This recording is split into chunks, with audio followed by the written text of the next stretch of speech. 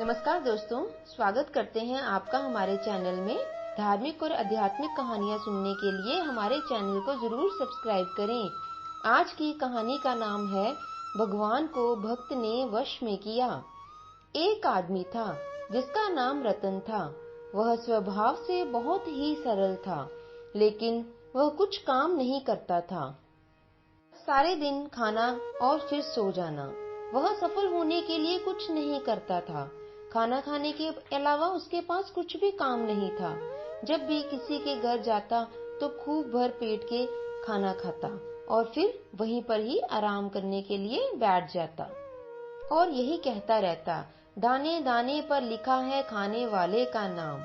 उसकी इस हरकत से उसके घर वाले बहुत ही परेशान थे, तो घर वालों ने रतन को घर से बाहर निकाल दिया। अब वह बहुत चिंतित हो गया। रतन को घर से निकालने से ज्यादा दुख खाने का था कि अब वो खाना कैसे खाएगा, उसे खाना कैसे मिलेगा। वह इस चिंता में डूबा था कि किसी आदमी ने उसे बोल दिया कि तू अयोध्या चला जा, वहां तुझे बहुत खाने को मिलेगा। उसकी बात सुनकर रतन अयोध्या जा पहुंचा। वहां एक मंदिर के सामने एक बाबा जी बैठे हुए थे। काफी हृष्ट पुष्ट गोल मटोल थे। तो रतन ने सोचा कि ये भी बहुत ही खाते होंगे। अब वो तो केवल खाने के बारे में ही सोच रहा था। रतन ने बाबा जी को प्रणाम किया और कहा, हे महाराज, आप मुझे अपना शिष्य बना लीजिए। उन बाबा जी ने कहा, ठीक है बेटा, मेरे इतने शिष्य हैं, तू और सही।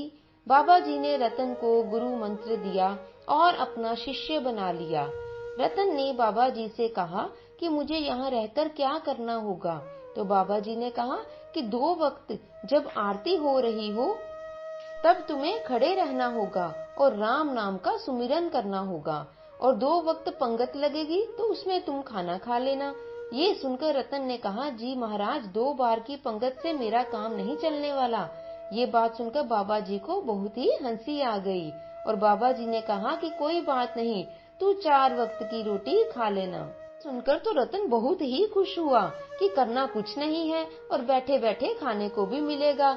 अब रतन की तो निकल पड़ी। वह रोज 2 वक्त की जगह 4 वक्त पंगत में बैठकर खाना खाने लगा। रतन के तो बहुत ही मजे हो रहे थे, लेकिन उसे क्या पता था कि यहाँ भी मुसीबत आने वाली है। एक दिन एकादशी आ गई। जब वो सुबह उठा तो सारे चूल्हे ठंडे पड़े। कहीं भी किसी प्रकार की खाने की व्यवस्था नहीं थी। तो वह गुरुजी के पास गया और बोला, गुरुजी, आज भोजन नहीं बना? गुरुजी ने कहा, बेटा, आज तो एकादशी है, आज ना तो कुछ बनेगा ना ही कुछ खाने को मिलेगा। रतन ने कहा कि गुरुजी, क्या मुझे भी नहीं? गुरुजी ने कहा, हाँ, तुम्हें भी नहीं। रतन ने कहा, गुरुजी, अगर हमने एकादशी का उपवास किया तो हम तो मर जाएंगे, हमसे भूखा नहीं रहा जाता। तो गुरुजी ने कहा कि क्या तुम खुद बना लोगे? अब रतन मरता तो क्या नहीं करता। उसने गुरुजी से कहा, ठीक है गुरुजी, मैं बना लूंगा। तो गुरुजी ने कहा, तुम भंडार में जाओ और वहां से आटा ले लो, उसके हिसाब से सामग्री ले लो और बना लो। और एक बात का ध्यान रखना कि सरयू नदी के किनारे जाकर बनाना, यहाँ मत बनाना। और अब तुम वैष्णव हो गए हो तो पहले भगवान को भोग जरूर लगाना। फिर वह 2.5 सेर आटा लेके गया और उसके हिसाब से सामग्री ली और लगा खाना बनाने सरयू नदी के किनारे। जब खाना बना लिया तो भगवान को भोग के लिए बुलाने लगा, राजा राम आइए, प्रभु राम आइए, मेरे भोजन का भोग लगाइए। आज खाने में पूड़ी मिठाई नहीं है, आज तो मेरे द्वारा बनाया हुआ सादा सा भोजन है और फीका पानी है। तो प्रभु आइए और मेरे भोजन का भोग लगाइए। आप सोचो कि ये रूखी रोटी और नदी का पानी कौन पिए? मंदिर में भोग मिलेगा, पकवान मिलेंगे, लेकिन आप धोखे में मत रह जाना प्रभु, वहाँ आज खाना नहीं बना है। इस प्रकार की प्रार्थना सुनकर भगवान खुश हो गए और उसके सामने माँ सीता के साथ प्रकट हो गए। वो बहुत प्रसन्न हुआ कि भगवान आ गए, लेकिन फिर उदास हो गया कि मैंने तो एक भगवान को बुलाया था, यहाँ तो 2-2 भगवान आ गए।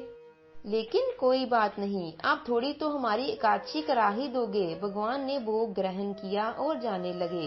तो उसने कहा कि भगवान, अगली बार जल्दी आ जाना, मुझे बहुत भूख लगती है। तो भगवान ने कहा कि ठीक है, आ जाएंगे आ जाएंगे।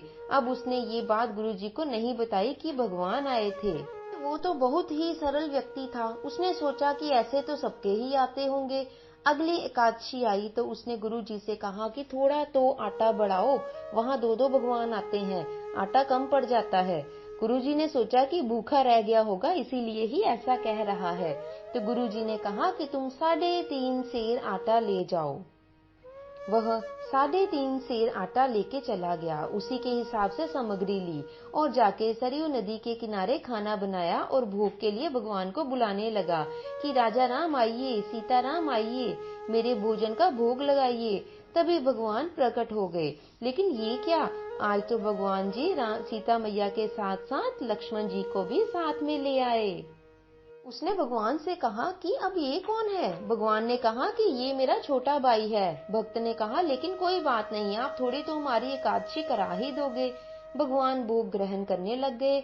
वह भगवान के चरणों में शीश नवाता है और पूछता है कि हे भगवान, अगली एकादशी को कितने आओगे, मुझे पहले ही बता दीजिए। भगवान ने कुछ नहीं बताया और कहा कि आ जाएंगे और चले गए। अगली एकादशी आई। उसने गुरुजी से फिर कहा कि गुरुजी थोड़ा आटा और बढ़ाइए, वहां पर बहुत भगवान आते हैं, कम से कम 5 सेर आटा करो। गुरुजी ने सोचा कि इतना आटा तो ये नहीं खा सकता, ये जरूर आटे को जाकर बाजार में बेचता होगा, क्योंकि इतने आटे से तो इसका गुजारा हो जाना चाहिए। ये तो हर दिन प्रतिदिन और आटा मांगी जा रहा है। तो गुरुजी ने उसे आटे के लिए हाँ बोल दी। उसने 5 सेर आटा ले लिया, उसके हिसाब से सामग्री ले ली और पहुंच गया सरयू नदी के किनारे खाना बनाने। उधर गुरुजी भी ध्यान रखे हुए थे कि ये इतने आटे का करता क्या है, कितना अजीब आदमी है। उसने सोचा आज पहले भगवान को बुला लेते हैं, उसके बाद जितने आएंगे उसके हिसाब से खाना बना लेंगे। और भगवान को बुलाने लगा, राजा राम आइए, सीताराम आइए, राम लक्ष्मण आइए, मेरे भोजन का भोग लगाइए। पर ये क्या, अब की बार भगवान राम, माँ सीता, लक्ष्मण जी, शत्रुघ्न जी, हनुमान जी, पूरा राम दरबार ही आ गया। रतन ने कहा भगवान जी की जय हो, लेकिन भगवान मैंने खाना बनाया नहीं, अतः आप खुद खाना बनाओ और आज स्वयं ही बनाकर खाओ। भगवान ने बोला कि तुम क्यों नहीं बनाते? तो वो बोला कि जब मुझे मिलने वाला ही नहीं है तो बनाने से क्या फायदा, तो आप बनाओ और आप ही खाओ। भगवान बोले जैसी भक्त की इच्छा। वह तो एक पेड़ के नीचे बैठ गया और अब खाना जो पूरे जगत का पोषण करते हैं वही खाना बनाने लगे। गुरुजी आ गए देखने कि आटे का ये मानव करता क्या है। गुरुजी ने कहा कि बालक क्या हो रहा है? तो वह बोलता है कि देखो, आपने कितने भगवान मेरे पीछे लगा दिए हैं, लेकिन गुरुदेव को कोई भी नहीं दिखा, बस खाने का सामान ही पड़ा दिखा। गुरुजी ने कहा कि मुझे तो कोई नहीं दिख रहा। फिर वह भगवान से बोलता है कि हे भगवान, एक तो आपने मेरी एकादशी करवाई और गुरुजी को दिख भी नहीं रहे, इन्हें भी दिखो, ये तो मेरे गुरुदेव हैं, मैं तो कुछ नहीं जानता, ये तो सब जानते हैं। तो भगवान ने कहा कि माना कि इनमें सभी गुण हैं, लेकिन जितने सरल तुम हो उतने ये नहीं है। वह गुरुजी के पास आता है कि जितना सरल मैं हूँ उतने आप नहीं है। ये सुनकर गुरुजी की आंखों में आंसू आ गए और सोचने लगे कि सब मिला जिंदगी में बस सरलता ही नहीं मिली। फिर भगवान ने गुरुजी को भी दर्शन दिए और अंतर ध्यान हो गए। इस कहानी से दोस्तों हमें यह शिक्षा मिलती है कि हमें हमेशा सरल स्वभाव रखना चाहिए। इससे कोई और खुश हो ना हो, लेकिन भगवान अवश्य खुश होते हैं। जैसे बाल्टी कुएं में पानी लेने के लिए जाती है तो झुकी हुई ही रहती है, लेकिन पानी भरकर ही लाती है। उसी प्रकार जीवन में यदि हम सरल स्वभाव के रहेंगे तो लोगों को भी पसंद आएंगे और भगवान जी को भी पसंद आएंगे। तो बोलो जय सिया राम जी की। राम नाम के हीरे मोती मैं बिखरावा गली गली, ले लो रे कोई राम का प्याला, शोर मचाऊं गली गली, जय जय राम जय जय राम। तो दोस्तों आशा करते हैं आपको हमारी आज की यह कहानी अच्छी लगी होगी। यदि अच्छी लगी है तो इसे लाइक और शेयर जरूर कीजिए और जाते जाते हमारे चैनल को सब्सक्राइब भी करते जाएं और बेल आइकन को प्रेस करना मत भूलें ताकि नई कहानी की नोटिफिकेशन आपको जल्दी से मिल जाए। तब तक के लिए अपना ध्यान रखें, स्वस्थ रहें, खुशियां बांटें और कहानी को अंत तक देखने के लिए आपका बहुत बहुत धन्यवाद।